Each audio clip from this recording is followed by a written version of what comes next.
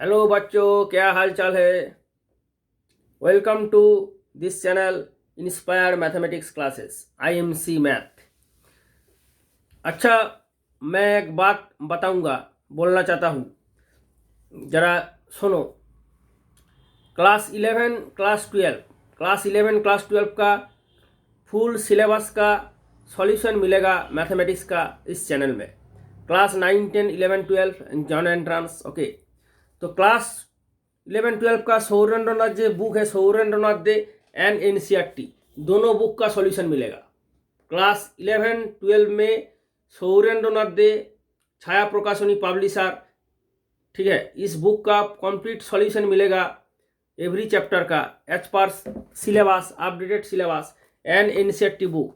Class 12 का जो NCERT book है ना, क्लास 12 का NCERT बुक ये है पार्ट 2 और ये है पार्ट 1। ये दोनों बुक का फुल सॉल्यूशन मिलेगा इस चैनल में। और एक मैं बात बताऊंगा, मैं वेस्ट बंगाल से बिलोंग्स करता हूँ, इसीलिए मैं एक बंगाली हूँ, तो मेरा हिंदी इतना अच्छा नहीं है। थोड़ा बीच बीच में जब मैं पढ़ाने के स्टार्ट करूँगा तो मेरा हिंदी बीच बीच में थोड़ा गलत हो सकता है, इसीलिए हमको थोड़ा माफ़ कर देना, क्योंकि मेरा हिंदी इतना अच्छा नहीं है।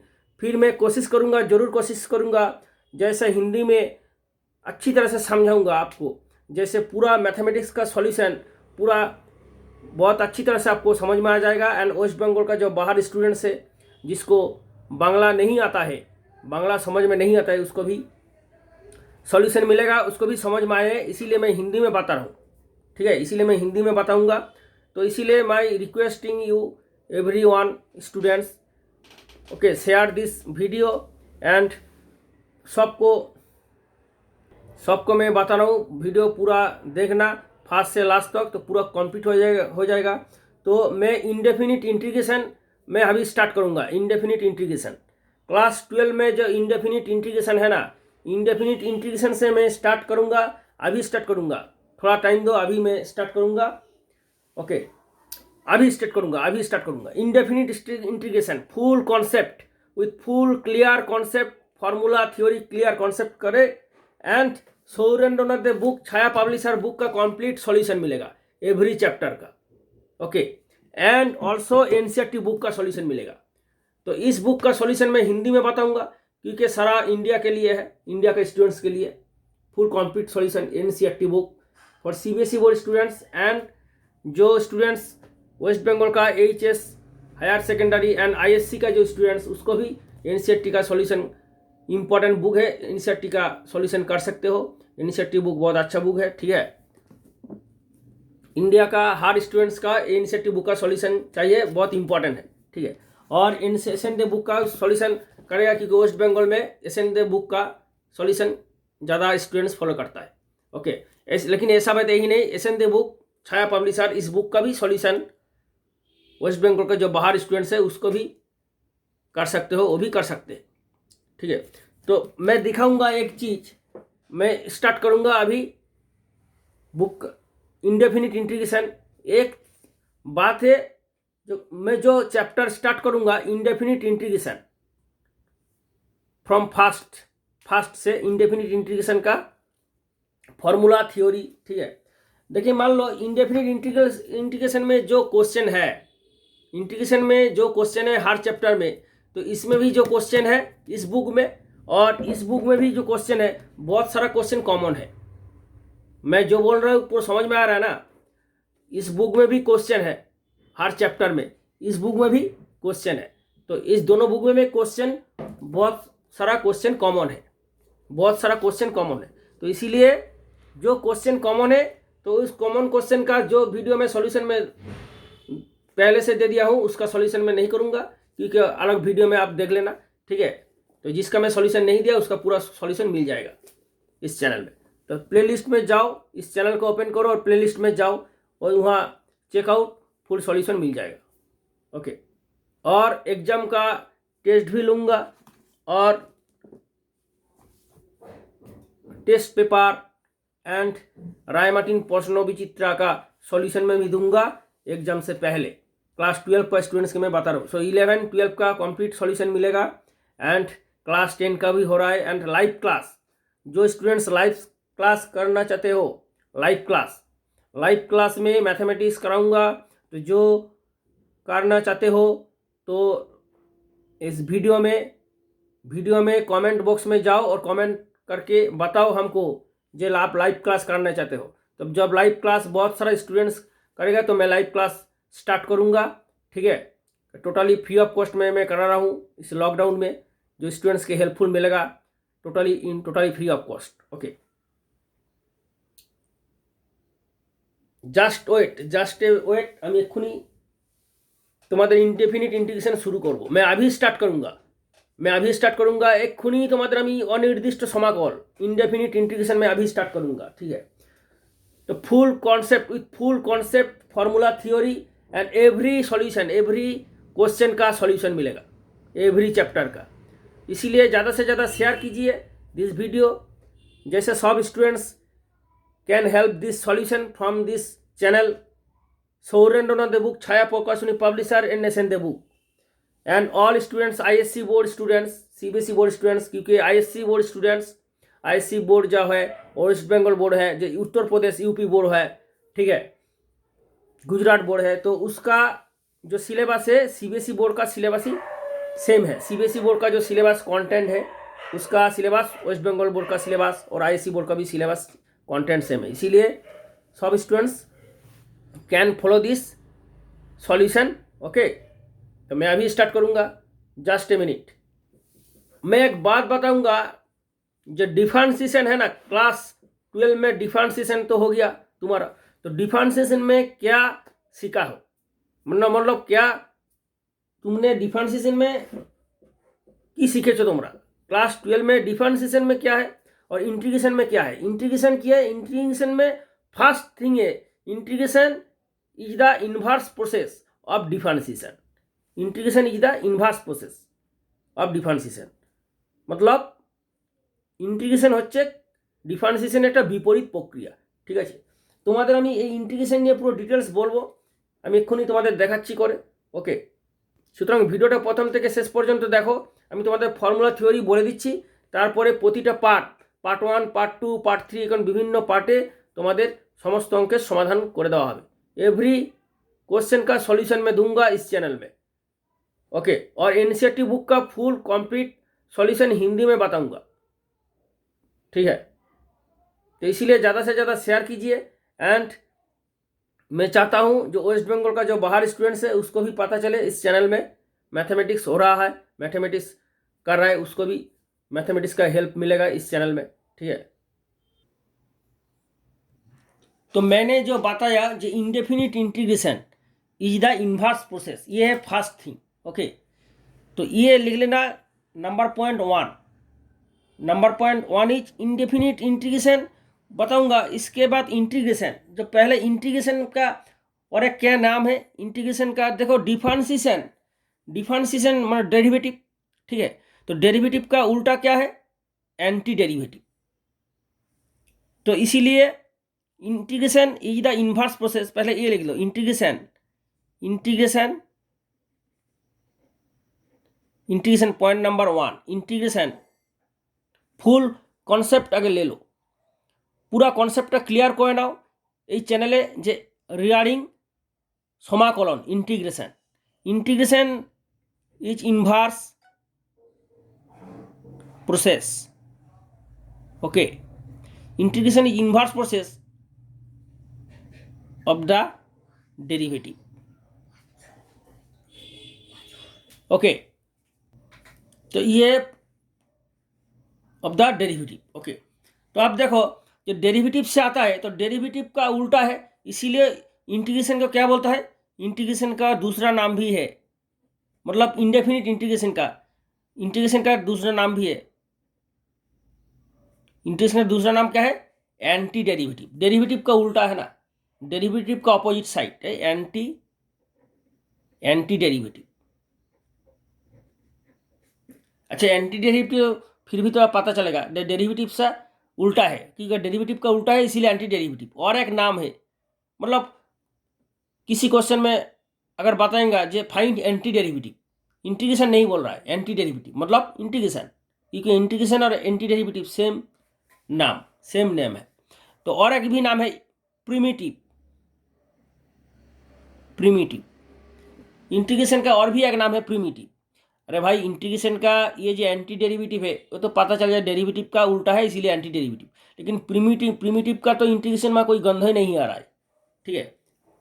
प्रिमिटिव মানে इंटीग्रेशन का तो कुछ মনে হচ্ছে না যে প্রিমিটিভ বলে, लेकिन एंटी डेरिवेटिव और तबु तो মনে হচ্ছে যে डेरिवेटिव उल्टो, তাই एंटी डेरिवेटिव। डेरिवेटिव का थोड़ा उल्टा है, ऑपोजिट है, इसीलिए एंटी डेरिवेटिव, सही है ना।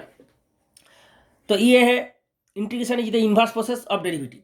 आप देखो, अच्छा तुम लोग डिफरेंशिएशन सीखा हो ना, डिफरेंशिएशन क्लास 12 में। डिफरेंशिएशन क्या है, 11 और 12 में डिफरेंशिएशन सीख लिया। तो मान लो point number 2.3, derivative a function F X, derivative of a function F X क्या है, इसका फंक्शन का डेरिवेटिव मान लो फाइव एक्स। तो एफ एक्स का डेरिवेटिव फाइव एक्स मिला है, तो अगर इसमें एक कांस्टेंट पुट कर सकते हो, any constant C can be any constant, तो इसका भी डेरिवेटिव क्या हो जाएगा, जीरो। मतलब सी अगर नहीं बैठोगे तो भी डेरिवेटिव फाइव एक्स होगा, सी अगर बैठोगे तो भी डेरिवेटिव फाइव एक्स होगा। तो मैंने अभी जो बताया थोड़ा पहले, क्या बताया, कि integration is the inverse process of derivative. Integration is the inverse process of derivative. Integration হচ্ছে একটা পদ্ধতি, integration is a process, derivative का उल्टा।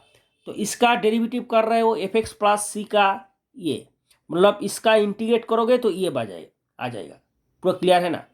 ये एक फंक्शन है एफ एक्स प्लस सी, इसका क्या कर रहे हो, एक्स का रेस्पेक्ट में डेरिवेटिव कर रहे हो, डिफरेंशिएट कर रहे हो।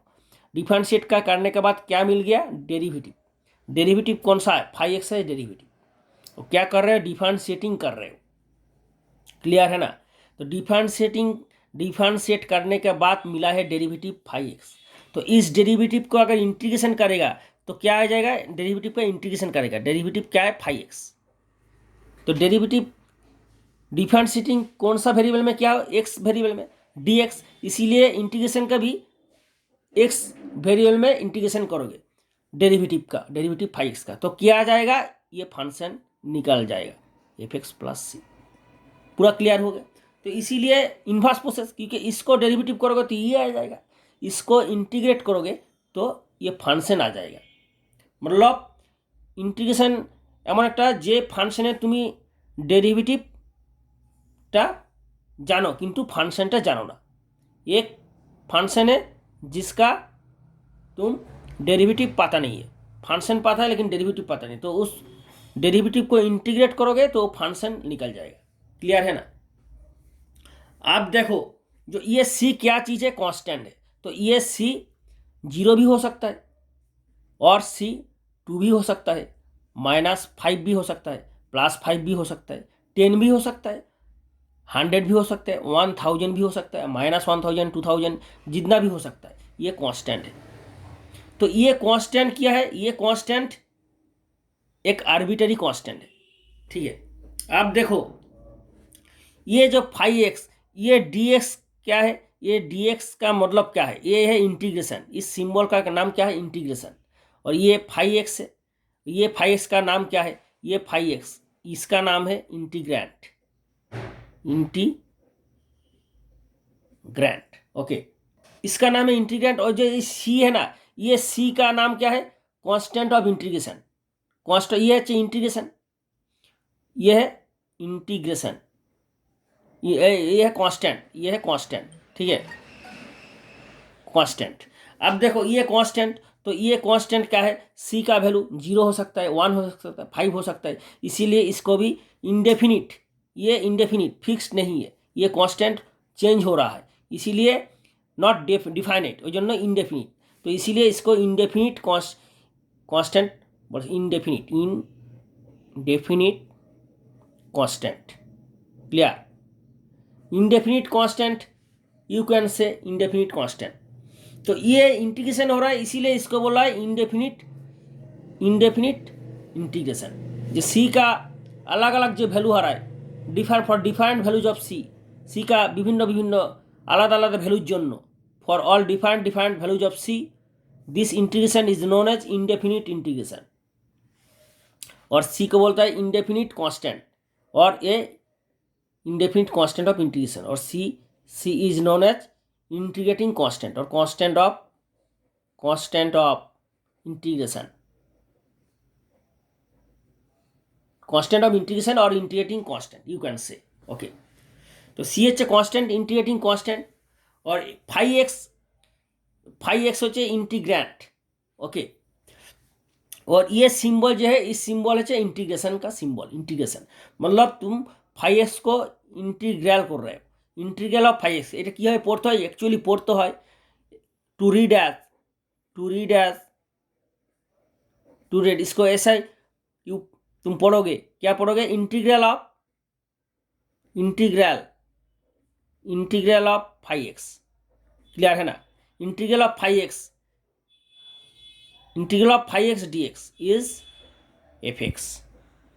क्लियर, तो इसका इंटीग्रल 5x का, ये dx क्या मतलब है, ये भी इंपॉर्टेंट याद रखना अच्छी तरह से। dx, ये dx क्या है, dx हो गया x का रेस्पेक्ट में इंटीग्रेशन। इसको जो इंटीग्रल कर रहे हो 5x का, जो इंटीग्रेशन तुम कर रहे हो ये x का रेस्पेक्ट में, तो dx हो गया यू इंटीग्रेटिंग द फंक्शन, ठीक है, integrating the function happening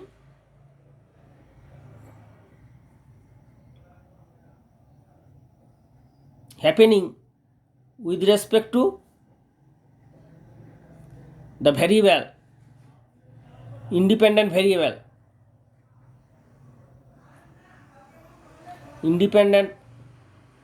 variable x। Independent variable x का रेस्पेक्ट में इस फंक्शन को तुम इंटीग्रेट कर रहे हो, इसीलिए dx। मतलब जो फंक्शन का इंडिपेंडेंट वेरिएबल होगा उसका जो इंडिपेंडेंट वेरिएबल का रेस्पेक्ट में इंटीग्रेशन करोगे, ठीक है। तो इसमें x है इसीलिए x का इंटीग्रेशन कर रहे हैं। अगर ये t होगा तो t का रेस्पेक्ट में इंटीग्रेट करोगे। अगर ये m का वेरिएबल होगा m, तो m का with respect to m you have to integrate. Okay, जो वेरिएबल आएगा इंडिपेंडेंट वेरिएबल उसका रेस्पेक्ट में इंटीग्रेशन करना चाहिए। अब देखो और एक चीज मैं बताऊंगा, ये c है बिलोंग्स टू रियल नंबर, ये c है बिलोंग्स टू रियल नंबर, मतलब c का वैल्यू रियल नंबर होगा, ठीक है, रियल नंबर का वास्तव संख्या। ओके, मतलब real number constant. Every chapter मैंने बताया अभी थोड़ा पहले, जो क्लास 11 एंड क्लास 12 का फुल कंप्लीट सॉल्यूशन मिलेगा, जो सिलेबस है 11 एंड 12 का कंप्लीट सॉल्यूशन मिलेगा, क्लास 10 का भी। क्लास 12 का 2 book, Sourendranath book, Chhaya publisher and NCERT, दोनों बुक का सॉल्यूशन मिलेगा, ठीक है। तो इसीलिए ये एंड एवरी चैप्टर का solution full theory concept clear करके जो क्वेश्चन है बुक में, पूरा बुक का सॉल्यूशन दूंगा। इसीलिए ज़्यादा से ज़्यादा शेयर कीजिए वीडियो, जैसे सबको स्टूडेंट्स को हेल्प मिलेगा इस चैनल से, पूरा सॉल्यूशन उसको मिलेगा। ओके, अब देखो और एक चीज़ बता रहा हूँ, नेक्स्ट चीज़ देखो, ये नेक्स्ट चीज़ है इंडेफिनिट इंटीग्रेशन। लिख लो, इंडेफिनिट इंटीग्रेशन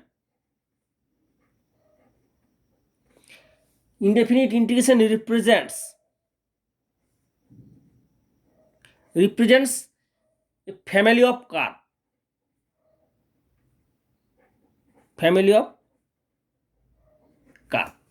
ये याद रखना बच्चों, ठीक है बच्चों। Indefinite integration represents a family of curve. Okay, मैं दिखा रहा हूँ अभी। देखो मान लो अब मैं दिखाऊंगा ये कैसे indefinite integration represents a family of curve. मान लो एज फॉर एग्जाम्पल उदाहरण स्वरूप इंटीग्रेशन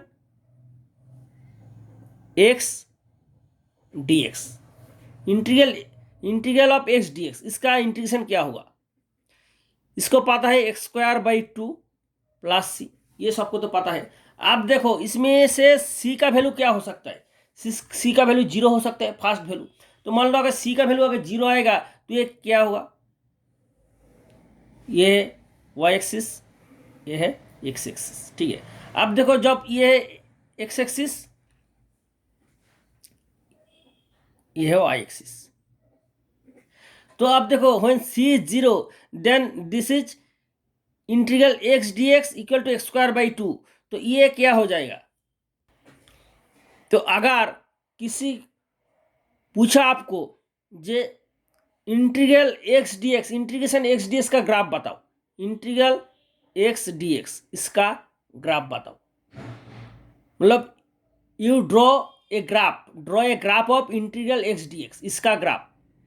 तो इंटीग्रेशन एक्स डी एक्स मतलब क्या है, X square by two plus C, तो इसका ग्राफ मतलब X square by two plus C का ग्राफ। तो देखो X square by two plus C क्या है, मान लो ये है वाई, ये एक फंक्शन है तो ये वाई होगा, तो Y equal to X square by two plus C. तो सी जब जीरो हो जाएगा तो क्या हो जाएगा, ये एक पैराबोला है, पैराबोला है ना, अधिवृत्त बांग्ला में क्या बोलता है, अधिवृत्त। तो x square by to parabola हो जाएगा, जब सी जीरो पैराबोला हो जाएगा, और सी जब वन तो और एक पैराबोला हो जाएगा। तो देखो एक्स स्क्वायर बाई टू, तो ये है graph of integral X D X. तो graph of integral X D X का मैं दिखाऊंगा जब सी जीरो हो जाएगा तो ये क्या हो जाएगा, वाई इक्वल टू, मान लो Y equal to X square by two, जब सी जब जीरो हो जाएगा तो Y equal to X square by two. तो मान लो X square by two means half into X square, तो हाफ ये कांस्टेंट है, तो Y equal to X square मतलब X square equal to 4ay type. तो this is the graph of X square equal to 4ay type, मतलब this type of graph. Clear है ना। तो अब देखो अगर सी का वैल्यू वन आ जाएगा तो कितना हो जाएगा, सी का वैल्यू मान लो वन, तब ये ग्राफ हो जाएगा, ऐसा ही ग्राफ हो जाएगा ना, ऐसा ग्राफ हो जाएगा ना। क्लियर है ना। सी का वैल्यू मान लो टू, तो ग्राफ कैसा हो जाएगा, ऐसा हो जाएगा ना, मतलब यहाँ तो 0 पॉइंट, ये 0 पॉइंट है, ये वन हो गया, ये वन हो गया, यह टू हो गया, तो सी का जो वैल्यू जो टू हो जाएगा तो इसका ग्राफ कैसा हो जाएगा, यह ऐसा हो जाएगा, मान लो ऐसा हो जाएगा। और मान लो अगर सी का वैल्यू -1 हो जाएगा तो क्या हो जाएगा, ये -1 नीचे चला जाएगा, मतलब जीरो का नीचे -1, तो अब ये हो जाएगा। क्लियर है। तो मान लो सी का वैल्यू अगर -2 हो जाएगा, सी का वैल्यू -2 भी हो सकता है, क्योंकि सी तो indefinite, not defined, not definite, C तो इंडेफिनिट, इसीलिए तो indefinite integration, indefinite constant, indefinite integration. तो सी का वैल्यू जब -2 हो जाएगा तो ये हो जाएगा ये। क्लियर है। तो अब इसीलिए मैं बोल रहा हूँ सी का वैल्यू जितना भी हो सकता है ऐसा बढ़ सकता है। तो ये देखो every curve like a parallel line, this curve is every parabola is a parallel, every curve is parallel. तो ये family of curve you can से, सही है ना। तो इसीलिए this is the graph of integral X D x, this is the graph of integral X D, this is the graph of integral X D X. तो इसीलिए indefinite integration represents a family of curve. Integration, indefinite integration अनिर्दिष्ट समाकल सर्वदा ए family of curve के सूचित करे, represent करे, ऐसा हो रहा है। ठीक है, क्योंकि इंटीग्रल एक्स डी एक्स मतलब क्या है, X square by two plus C. तो इसके मान लो ना Y, if you can say y equal to this is, then y equal to x square by 2 plus c, y equal to x square by 2 plus c, सही है ना। तो इसीलिए ऐसा हो रहा है। ओके, तो मतलब ये कौन सा ग्राफ हो गया, ये ग्राफ हो गया x square by two plus zero का। ये कौन सा हुआ, ये हो गया एक्स स्क्वायर बाई टू -1 का। ये कैसा हो गया, एक्स स्क्वायर बाई टू -2 का। ये कौन सा हुआ, एक्स स्क्वायर बाई टू +1 का। ये हो गया एक्स स्क्वायर बाई टू +2 का। क्लियर है ना। तो ये ग्राफ हो गया एक्स स्क्वायर बाई टू -2, ये हो गया एक्स स्क्वायर बाई टू -1, ये हो गया x square by to +0, x square by to +1, ऊपर वाला जो एक्स स्क्वायर बाई टू +2, ये वाला। ओके, अब देखो फॉर्मूला मैं बताऊंगा, जो इंटीग्रेशन का फॉर्मूला है, फॉर्मूला ठीक से नोट कर लो। और ये है वीडियो पार्ट 1, ये इंडेफिनिट इंटीग्रेशन का फर्स्ट वीडियो, पहला वीडियो पार्ट 1, ठीक है। पार्ट 2 में फुल सॉल्यूशन मिलेगा, इसमें मैं आप बताऊंगा फॉर्मूला नोट कर लेना अच्छी तरह से। एवरी चैप्टर का solution with full concept theory formula बहुत अच्छी तरह से समझाऊंगा, और फार्मूला कैसे याद करोगे, याद रखोगे, शॉर्टकट रूल में बताऊंगा फार्मूला याद करने का तरीका, फार्मूला কীভাবে মনে রাখবে খুব সহজেই সেটার পদ্ধতি আমি বলে দেবো। ফর্মুলা অতি সহজেই মনে রাখতে পারবে, ভুলে যাবে না, ভুলে গেলে কীভাবে মনে আসবে সেটা আমি বলে দেবো। এবং প্রতিটা ভিডিও দেখবে এবং শেয়ার করতে ভুলবে না, আমি তোমাদের সবাইকে অনুরোধ করছি। I am requesting you every students to share this channel, যাতে করে আমি নতুন ভিডিও বেশি করে ज़्यादा से ज़्यादा शेयर करो, ज़्यादा से more video I can upload this channel. Okay, तो फर्स्ट फार्मूला है इंटीग्रेशन का, फार्मूला का लिस्ट लिख लो। फार्मूला लिस्ट क्या है? फर्स्ट फार्मूला क्या है? Formula number 1, integral X power N D X. इसका फॉर्मूला क्या है ना, X power N plus 1 upon N plus 1, ठीक है। ये बहुत इंपॉर्टेंट फार्मूला है, और बार में सी तो लगेगा ही, सी है इंडेफिनिट इंटीग्रेशन कांस्टेंट, ये कांस्टेंट तो जरूर बैठाओगे तुम, इंडेफिनिट कांस्टेंट। फार्मूला नंबर 2 क्या है? फार्मूला नंबर 2 में देख लो, बहुत एक इंपॉर्टेंट फार्मूला है, ये फार्मूला है A to the power X D X. इसका फॉर्मूला क्या है? A to the power X by log A plus C. अच्छा, एक बात अच्छी तरह से देख लो, अच्छी तरह से, ये X to the power N का इंटीग्रेशन ये है, मतलब इसको डेरिवेटिव करो तो ये आ जाएगा। तो डेरिवेटिव क्या ना, X to the power N का डेरिवेटिव था, तो देखो ना, ये X to the power N plus 1 का डेरिवेटिव करो, एक 1 कम हो जाएगा, एन प्लस 1 माइनस 1 मतलब एन आ जाएगा, ये गुण हो जाएगा, कैंसिल हो जाएगा। अच्छी तरह से याद रखो, ये जो इंटीग्रेशन हो रहा है, ये इसका इंटीग्रेशन कौन सा वेरिएबल का रेस्पेक्ट में हो रहा है ना, डी के साथ का है एक्स, डी एस संगे क्या আছে, डी एस संगे আছে एक्स, তাহলে एक्स এর সাপেক্ষে তুমি इंटीग्रेशनটা করবে। बहुत अच्छी तरह से समझो, मैं हिंदी में भी बता रहा हूँ। डी के साथ में क्या कौन सा लेटर है? एक्स लेटर है, मतलब एक्स है इंडिपेंडेंट वेरिएबल, जो फंक्शन है, जो फंक्शन का इंडिपेंडेंट वेरिएबल है, जो उस इंडिपेंडेंट वेरिएबल का रेस्पेक्ट में ही इंटीग्रेशन करना पड़ेगा। तो इस फंक्शन के X to the power N, इसका वेरिएबल क्या है?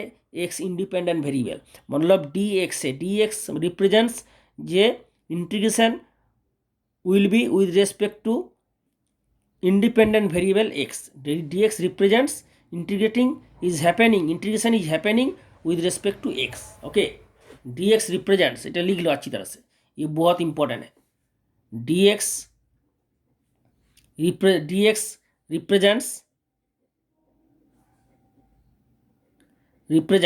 represents integration happening with respect to x, independent variable x, that is independent variable of this function, independent variable of this function। इस छोटी चीज তোমাদের মনে হচ্ছে যে ছোট ছোট কথাবার্তা, কিন্তু এই ছোট ছোট জিনিসগুলোই মনে রাখা দরকার, কারণ কোশ্চেনের মধ্যে এমন কিছু ট্রিক্স দিয়ে দেবে, তখন তোমরা বুঝতে পারবে না। এই ছোটি বাত मतलब dx represents integration is happening with respect to x, मतलब এক্স এর রেসপেক্টে তুমি ইন্টিগ্রেশন করছো। খুব ভালো করে ব্যাপারটা বোঝো। এই ভিডিওতে পুরো কমপ্লিট ফর্মুলা হবে না, ভিডিও এখনই শেষ হয়ে যাবে, তোমাদের পরের ভিডিও পার্ট 2-তে পুরো পেয়ে যাবে। এটা পরের ভিডিওতে তোমরা সব পেয়ে যাবে, পুরো কমপ্লিট ফর্মুলা পেয়ে যাবে। আমি তোমাদের এটা বুঝিয়ে দিচ্ছি, খুব ভালো করে বুঝে নাও। X to the power N, তার মানে এক্স হচ্ছে ভেরিয়েবল, তাহলে ভেরিয়েবলটা আর পাওয়ারটা হচ্ছে কনস্ট্যান্ট। যখন বেসটা হচ্ছে ভেরিয়েবল হবে আর পাওয়ারটা কনস্ট্যান্ট হবে, তখন এই ফর্মুলা। আর এটা কিন্তু হচ্ছে কি, দেখো ভেরিয়েবলটা বেস হচ্ছে কি কনস্ট্যান্ট, পাওয়ার হচ্ছে ভেরিয়েবল, তখন এই ফর্মুলা। খুব খুব अच्छी तरह से समझो।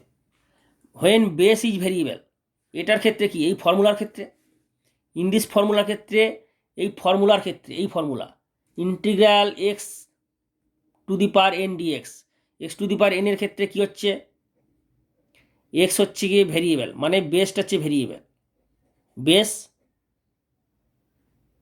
वेरिएबल, ये अच्छी तरह से याद रखना। और एन होच्छे गিয়ে पावर, এই एन पावरটা হচ্ছে एन पावर, ये पावर होच्छे कि कांस्टेंट, पावर इज कांस्टेंट, सही है ना, सही बात है ना, पावर इज कांस्टेंट, पावर तो एन, ये कांस्टेंट है क्योंकि डी के साथ में क्या है एक्स, तो डी के साथ में जो होगा वो होगा वेरिएबल, और जो भी लेटर में है होगा इसमें कांस्टेंट होगा। डी के साथ में जो लेटर होगा वो होगा वेरिएबल, और इस इंटीग्रेशन में जो भी लेटर होगा सब है कांस्टेंट होगा। तो डी के वेरिएबल में क्या होगा एक्स, तो एक्स होगा वेरिएबल, क्लियर। एंड और भी लेटर क्या है इसमें, एन है, तो एन होगा कांस्टेंट। अगर और कोई लेटर रहेगा पी एम टी सब कांस्टेंट होगा, सिर्फ डी का साथ में जो लेटर होगा वही होगा वेरिएबल, क्लियर। तो इसीलिए ये एक्स से वेरिएबल, बेस वेरिएबल, इसको तो बेस बोलता है, base variable and power is constant. तब जब base variable power is constant तब ये formula you can apply. And in this formula, formula number 2 में A is, this is the base and base is constant, base is constant, clear. और ये power, this power is variable, क्योंकि D के साथ में क्या है एक्स है, तो इसीलिए एक्स इज वेरिएबल, मतलब power is variable, here power is variable, ठीक है, हियर पावर इज वेरिएबल। अगर ऐसो समझाऊंगा ना, मतलब এমনভাবে তোমাদের আমি বোঝাবো যে জিনিসটা কোনোরকম কোনো খুঁত থাকবে না, পুরো ক্লিয়ার হয়ে যাবে, এতে অঙ্ক দৌড়বে তোমাদের, যখন তোমরা অঙ্ক করবে না তখন তোমাদের অঙ্ক দৌড়বে, এই জন্য পুরো কনসেপ্টটা ক্লিয়ার করে নাও, क्लियर। तो अब मैं दिखाऊंगा, देखो A to the power X এর ডেরিভেটিভ কি হয়েছিল, কি হবে এটা মনে রাখবে। A to the power X এর ডেরিভেটিভ আর ইন্টিগ্রেশন फॉर्मूलाটা অনেকে গুলিয়ে যায়। A to the power X, A power X का डेरिवेटिव और ए पावर एक्स का इंटीग्रेशन का फॉर्मूला बहुत स्टूडेंट का भूले जाता है, मतलब समझ में नहीं आता है। क्या होगा ना, ए पावर एक्स का डेरिवेटिव क्या है, ए पावर एक्स डेरिवेटिव होगा, ए पावर एक्स तो आएगा, एक्सपोनेंशियल फंक्शन का डेरिवेटिव वही होगा, एक्सपोनेंशियल फंक्शन है ना, एक्सपोनेंशियल फंक्शन का डेरिवेटिव वही होगा, साथ में लॉग ए मल्टीप्लाई होगा। और ए पावर एक्स का इंटीग्रेशन क्या होगा, इसका इंटीग्रेशन होगा, ए पावर एक्स का इंटीग्रेशन लॉग ए नीचे होगा, और लॉग ए गुण होगा डेरिवेटिव में, और लॉग ए नीचे होगा, डिवाइड होगा इंटीग्रेशन में, क्लियर। तो ठीक है, नेक्स्ट